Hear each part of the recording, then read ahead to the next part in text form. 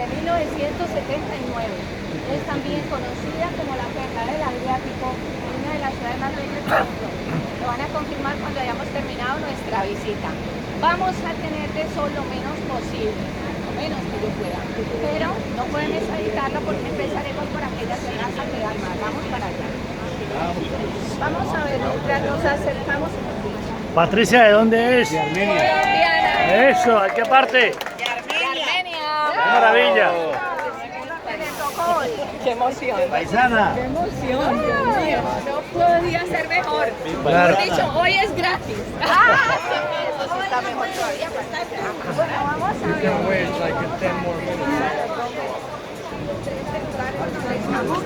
ver. Esta parte hacia la terraza, hasta el sitio donde era mar. Luego ya.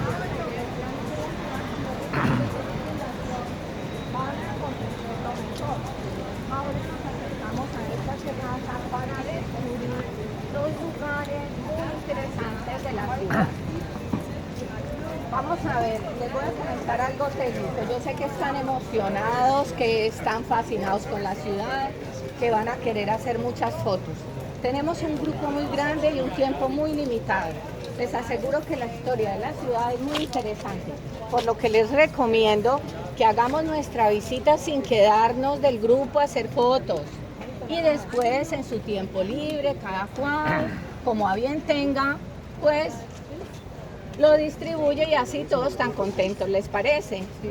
Vamos a ver, ahora tenemos a su derecha la fortaleza de Lobrienas o San Lorenzo, que consta de 3 terrazas desiguales porque están adaptadas a la forma del peñasco, que tiene 37 metros de altura. En la puerta principal de la fortaleza está inscrita la frase insignia de los habitantes de la antigua República de Ragusa: la libertad no se vende ni por todo el oro del mundo. Es una fortaleza que data del siglo XI. Ahora que a su izquierda y ya dentro del conjunto amurallado tienen el Fuerte Bócar. El Fuerte Bócar es muy particular porque es el único que es prácticamente circular dentro del conjunto amurallado. En el siglo XV Michelozzi comienza su construcción, pero por desavenencias con la República se va y lo terminan arquitectos locales. En la actualidad se utiliza para pequeños conciertos de cámara y pequeñas exposiciones de arte. Este lugar que ustedes ven aquí se llama Colorina, pero como les decía, como todo esto era mar, por hallazgos arqueológicos se tiene que aquí se encontraba el primer puerto que tuvo la ciudad en el siglo III, un puerto griego.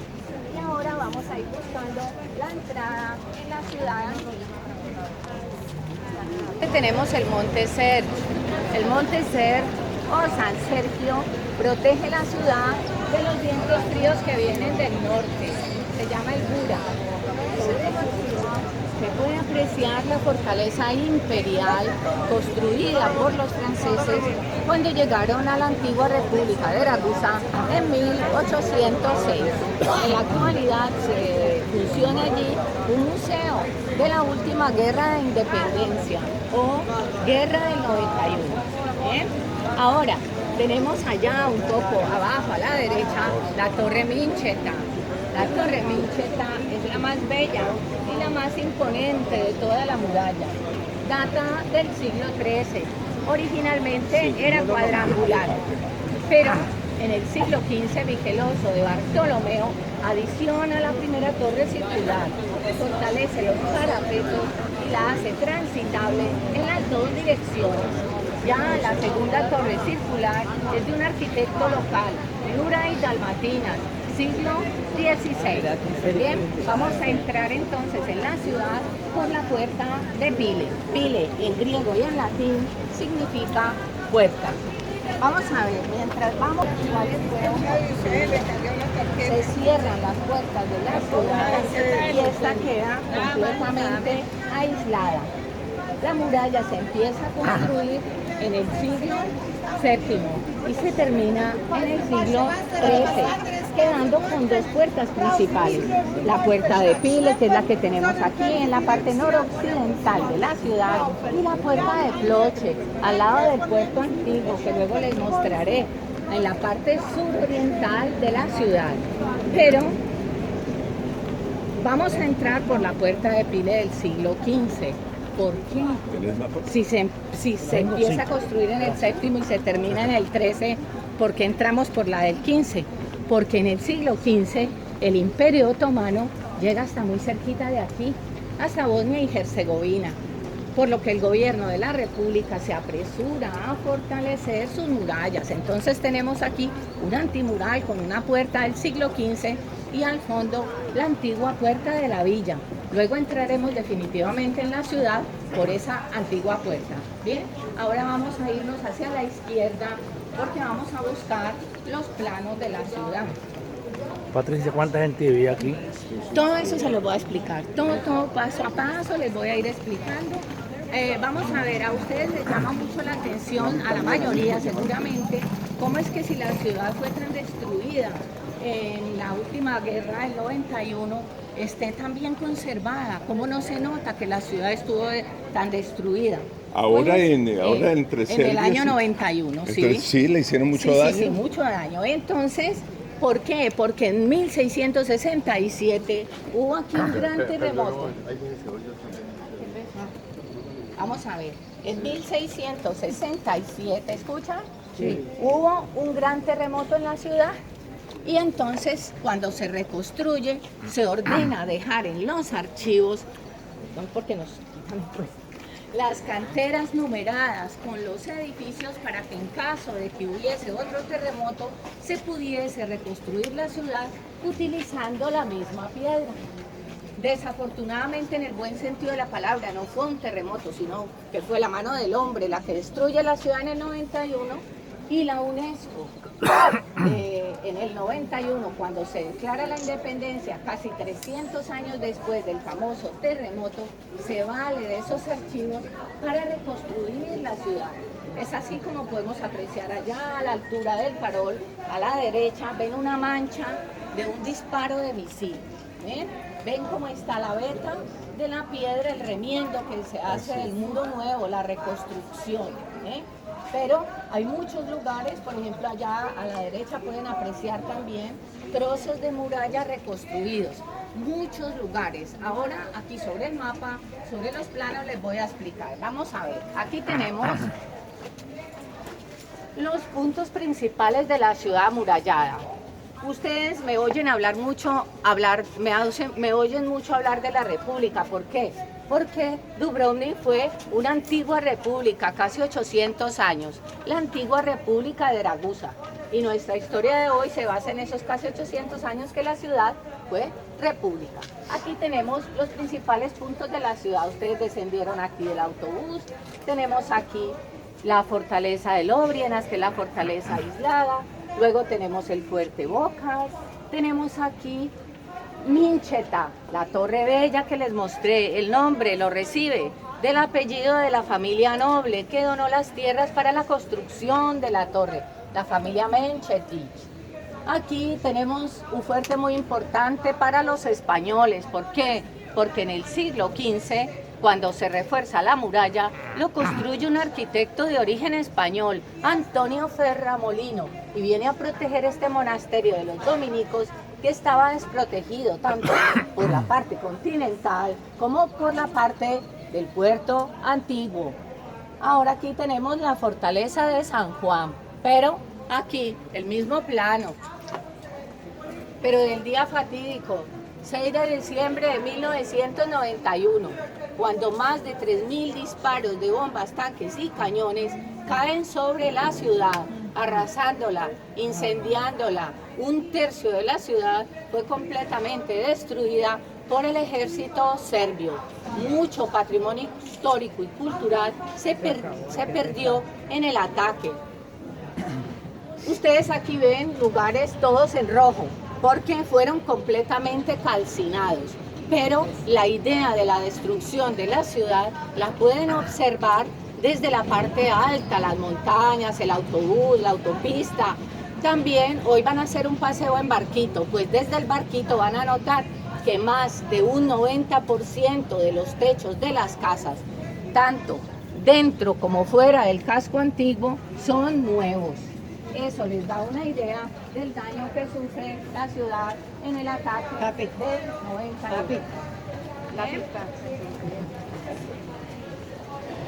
Hay que recordar que fue una barbaridad porque la ciudad desde 1979 ya era patrimonio de la humanidad. Ahora vamos a entrar por este arco ojival del siglo XIII, la antigua puerta de la villa, y nos vamos a ir entrando hacia la derecha para organizar el grupo en un lugar donde... Patricia, lleva la antenita en alto, por favor. Estoy acostumbrada, tengo una... Ya.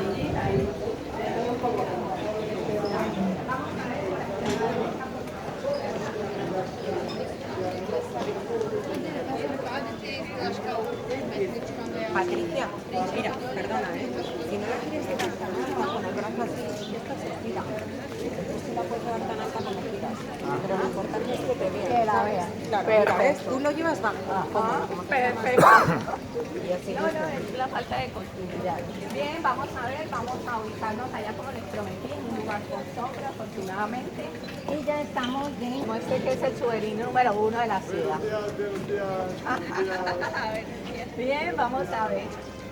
Ya, como les decía, dentro de las murallas les voy a explicar este monasterio de las Clarisas, lo tienen detrás de ustedes. El monasterio de las Clarisas es un edificio particular, sin más, del siglo XIV, pero tiene el privilegio de que aquí, por archivos de Europa y de la República, se abre lo que se conoce como el colegio femenino, el primer colegio femenino de Europa, que no se abrió en ninguna gran monarquía, se abrió aquí, en esta pequeñísima República de Ragusos. Paralelamente también aquí en las Clarisas se abre un orfanato con el propósito de acoger allí a los hijos de los nobles nacidos fuera del matrimonio. También uno de los primeros del mundo. Entonces, ¿qué tenemos? Que les voy a hablar de una ciudad, de una república muy moderna para su tiempo. Ya lo iremos viendo a través que les narre la historia. ¿Qué año se abrió en el siglo XV, 1439, se abre el primer colegio femenino de Europa como tal. Bueno, tenemos aquí la gran fuente de Onofrio, que nos dice que la República contrata en el siglo XV a Onofrio de la Cava para que construya un acueducto, lo que convierte a Ragusa en una de las ciudades más limpias de la época, porque mientras las demás tomaban el agua de lluvia o de aljibe, aquí el agua ya llegaba por acueducto, y lo hacía y lo sigue haciendo de la misma manera, desde un manantial que está a 12 kilómetros de aquí. Se llama el manantial Sumer.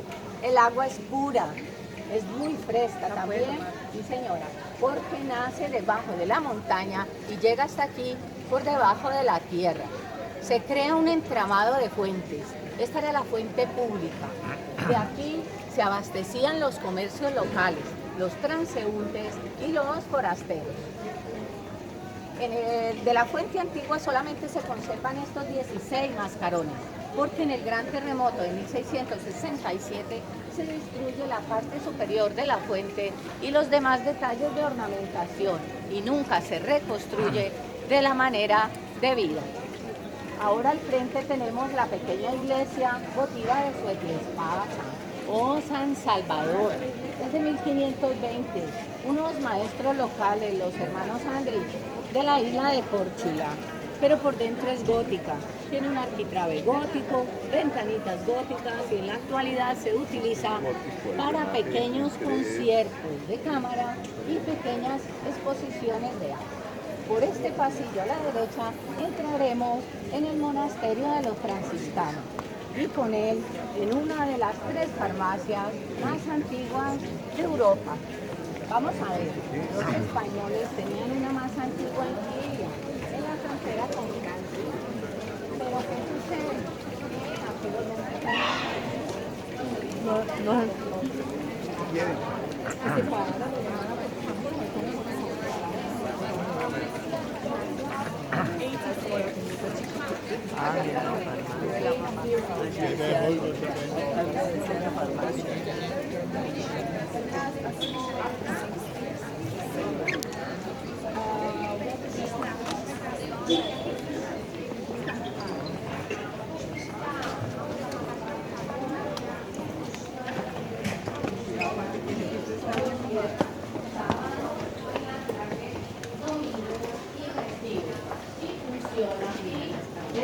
1317.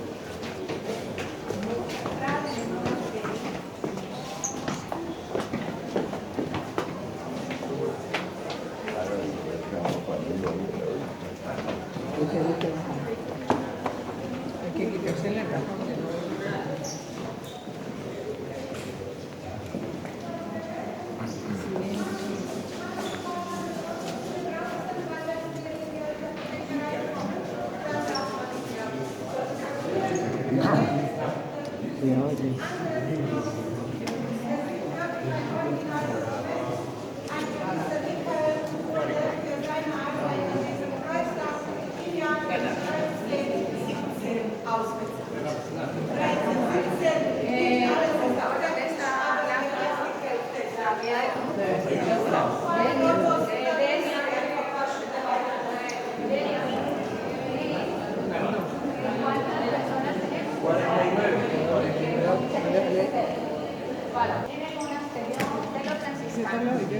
Y con él, en una de las más bellas obras, sino la más del románico tardío en todo Dalmacia. La principal característica del monasterio es esta columnata de hexáforas dobles, donde ningún capitel está repetido.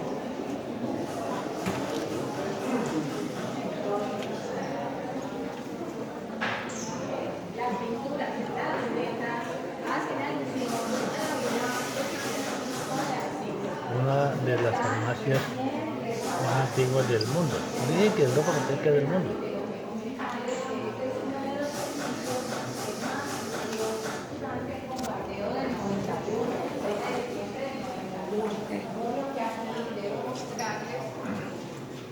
los rosetones románicos vacíos, perdidos durante el ataque.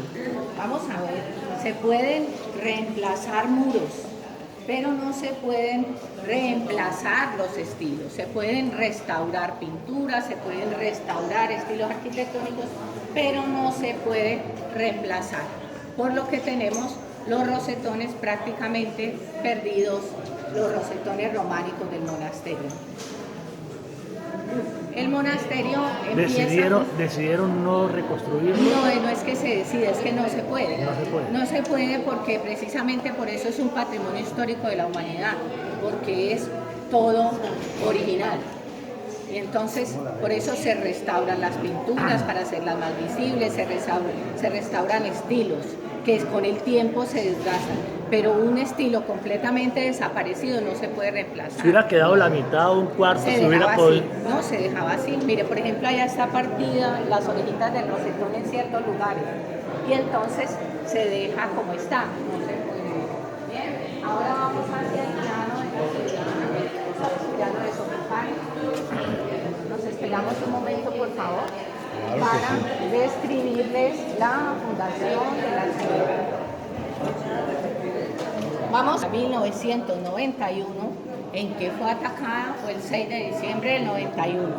Fue asediada en el siglo XI por los sarracenos, fue anhelada por Bizancio y también fue deseada por Venecia, pero nunca se atrevieron a atacarla. ¿Por qué? Porque eran hermanos en religión. ¿Bien? Entonces vamos hacia el plano de la ciudad para explicarles la fundación de la ciudad.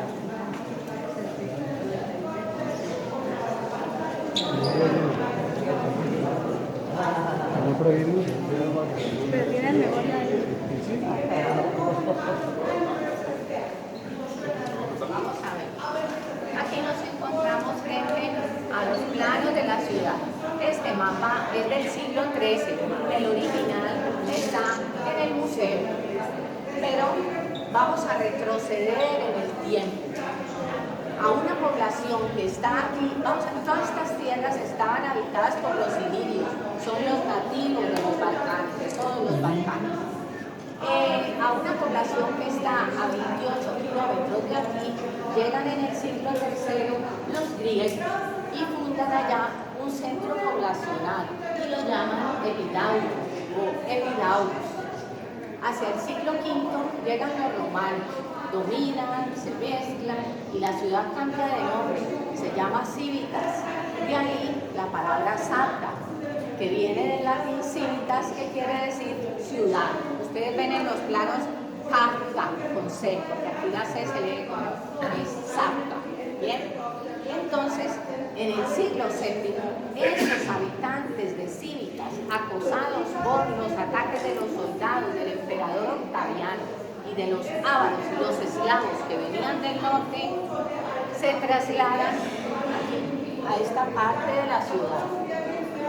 Esto era un islote, se llamaba el islote de Lau, y fundan aquí en el siglo VII un centro poblacional y lo denominan Ragusa, que en griego y en latín significa peñasco, acantilado, gran roca.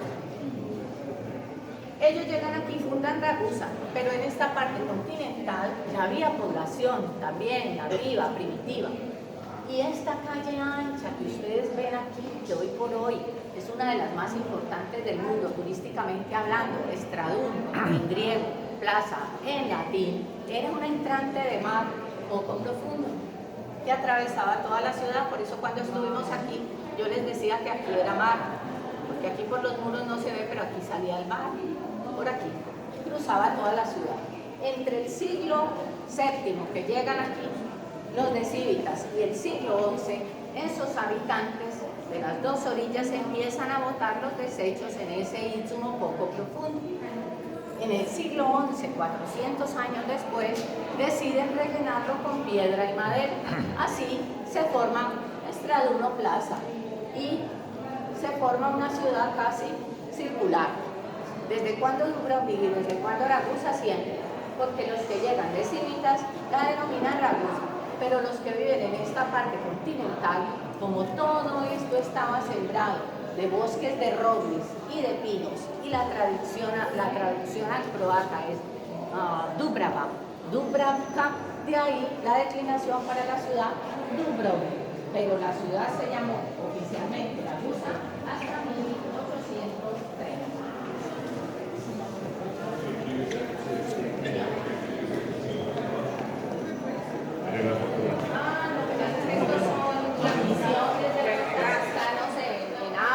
Mira, América Latina. y está haciendo ese niño ahí. No,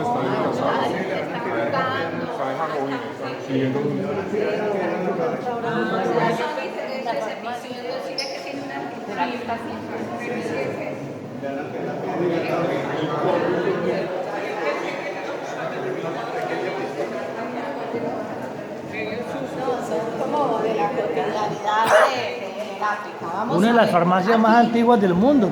Sí, señor. Una Una de europea las del tres mundo. farmacias más antiguas está esta. Bien, vamos a ver. Aquí nos encontramos frente a la foto de la farmacia y voy a hacerles una recomendación especial. Como las cámaras hoy por hoy son tan buenas, hacen la foto, le quitan el marco y les aseguro que les queda la foto como dentro de la farmacia. ¿Por qué? Porque se nos solicita encarecidamente dentro del museo no hacer fotos. Aunque hay mucha gente que las hace, se ríe, dice no me vieron, no sé qué, pero es un daño que estamos haciendo al patrimonio histórico y cultural. Vamos a entrar dentro de la farmacia.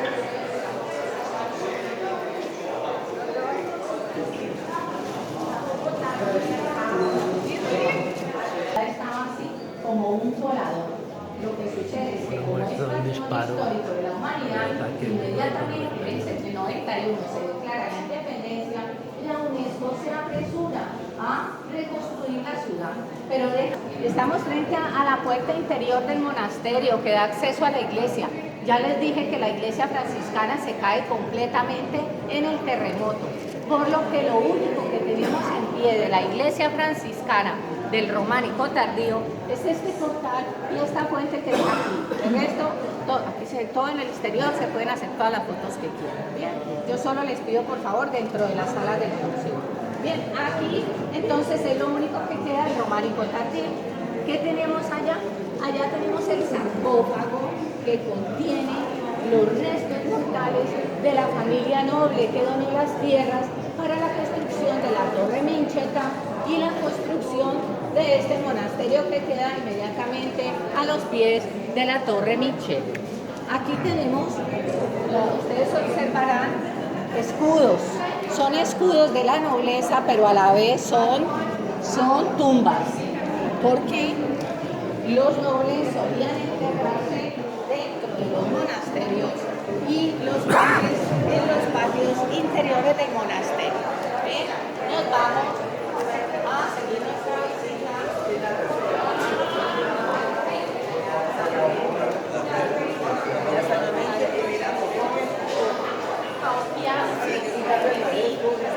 Cuando estuvimos allá y cayó lo que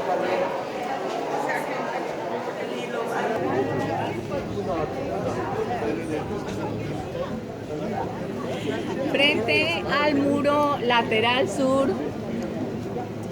de los franciscanos.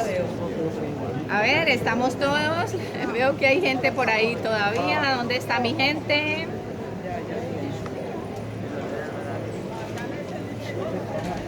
Bueno, estamos sobre Estraduno Plaza. Miren, esta es la calle que desde el campanario por allá entraba el mar y salía ya desde donde vinimos en Pile.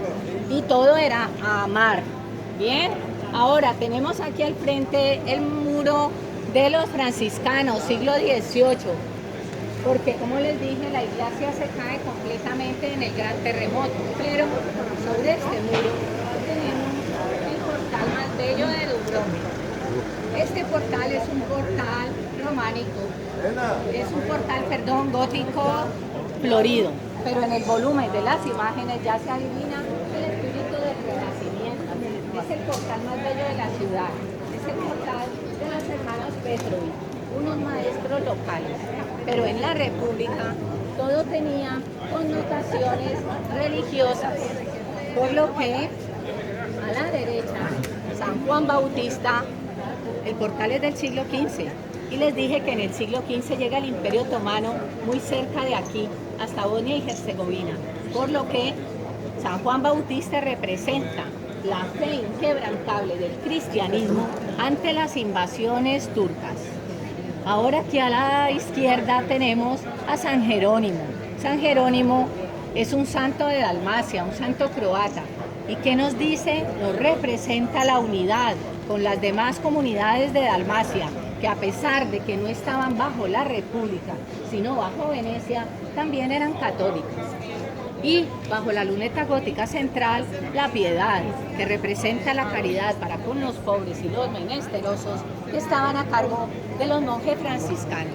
Sobre la luneta gótica central, el Creador o el Redentor, como jefe supremo de la Iglesia Católica. Bien, y nos vamos a través de Estraduno por la calle principal,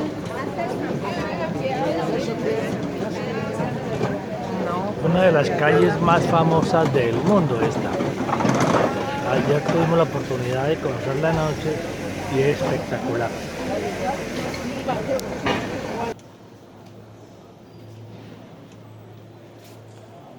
Qué bonito está. Ah, entendí que. Un cafecito precioso. Sí, hombre, es que me lo tomo, estoy dormido. Ah.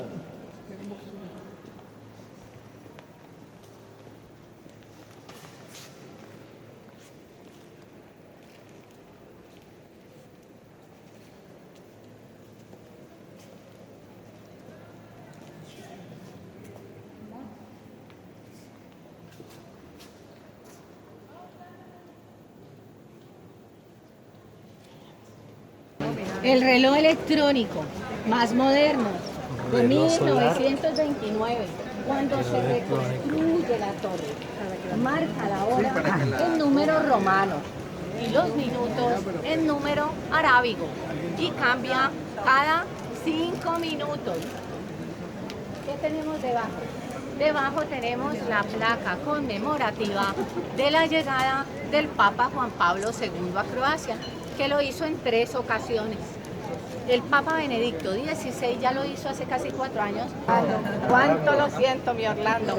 Vamos a ver, ¿no? Orlando se mandaba a construir en las ciudades medievales europeas para homenajear a algún personaje que llegara a la ciudad. En este caso, la República ordena en 1418 a Bonino de Milán levantar esta escultura para homenajear a un rey húngaro-croata, que después pasaría a ser emperador de Alemania, el rey Segismundo. Pero sobre Orlando se izaba la bandera blanca de la República y hoy por hoy la bandera del Una chiquitica, bonita. Bonita, bonita. La iglesia, la iglesia. ¿Sí?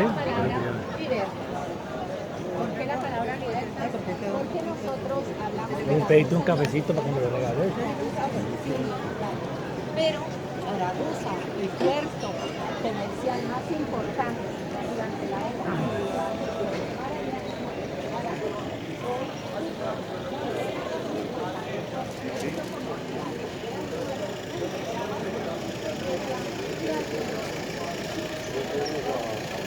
Tenemos el reloj de sol y el reloj más moderno electrónico.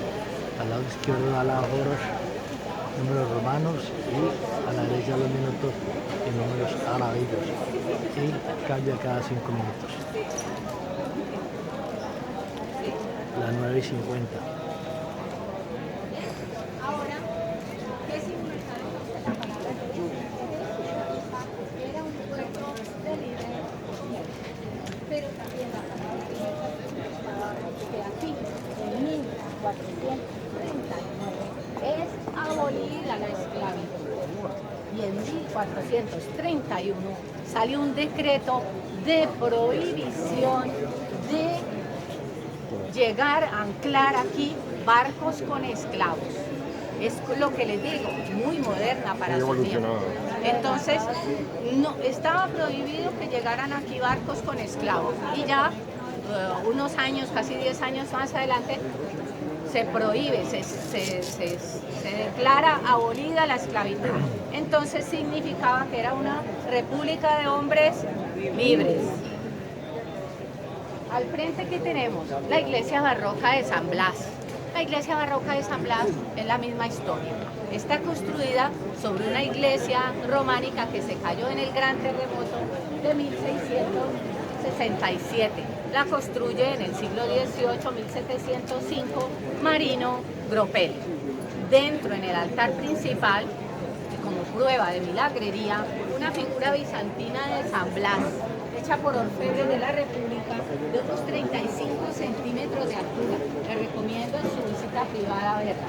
Es muy bonita la figura, está en el altar principal y, como les digo, se tiene como prueba de milagrería que es encontrada románica del siglo XIII sin sufrir ningún daño. Tienen a San Blas, que era un obispo